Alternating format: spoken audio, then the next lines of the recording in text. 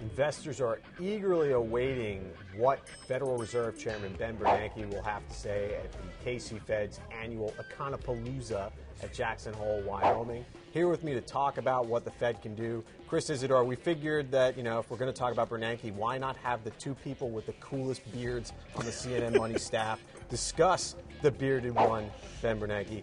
Now, we've talked, and you sadly think that there's not much Bernanke can do to really wow the markets, right? Well, the problem is that he's almost doomed to failure if he does not announce QE3, if he does not announce some step or signal some step like he did a year ago when he unveiled the plans for QE2.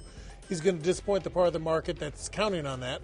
And if he does announce that, people are just going to say, is that all you've got? I mean, we've got yields down near record lows already, so it's really questionable how much QE3, 4, 5, 6, whatever could really jumpstart the economy right now. Right, and even if he does announce a QE3, a third round of bond buying, there's a lot of people who have been critical of the Fed, including some presidential candidates who we won't name, that may come out and say, wait a minute, the Fed's printing money again, they're going to cause inflation, they're going to kill the dollar. So a lot of people think that QE3 may not even work. With that in mind, I wrote recently about Operation Twist, the 60s era program where they could maybe buy long-term treasuries without inflating the balance sheet by selling some short-term treasuries. Do you think that works? Are we going to get a little chubby checker action from Ben Bernanke?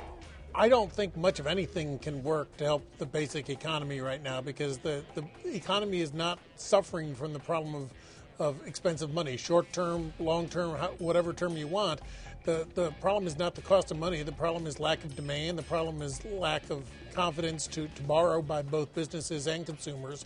It's good that businesses and consumers who are uncertain about the future aren't ladling on more debt, but that means that the Fed doesn't really have a heck of a lot it can do to jumpstart a very sluggish growth right now. Right. No, it's a great point. I mean, a lot of mortgage brokers would probably tell you this is a great time to refi, except for the fact that banks probably aren't going to actually approve a refi unless you have a credit score of 942, which I don't think exists. So with that in mind, what can the Fed do in order to really try and stimulate lending again? Or does the Fed have to just throw in the towel and say, you know what, the markets are going to do what the market's going to do. If banks aren't going to lend, there's only so much prodding that we can do to get them to do that. Yeah, there isn't a lot the Fed can do, and the sense is that the Fed might decide not to do much.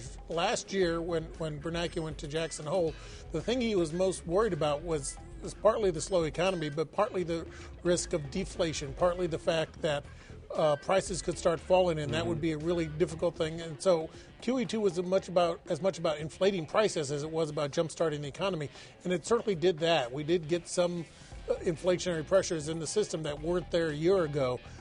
He doesn't really have to worry about that today. No one is worried about deflation, even if the inflation fears have abated recently. So he might decide to stay on the sidelines, and if he does, it's more disappointments for the market that seems primed to look for as many disappointments as it can right now. To wrap up, rumor has it that you're a fan of a certain sport that involves gloves and bats and things like that. So to put it in baseball terms, Bernanke probably isn't going to swing for the fences at Jackson Hole. Is he just going to lay down like a little bunt to try and get to first base, or what do you think here? I think he'll try to work a walk. Maybe you'll get hit by a pitch, and that pitch would be the market disappointed by the lack of QE3. Chris Isidore will be covering the Fed speech at Jackson Hole on Friday. Be sure to check it out, cnnmoney.com.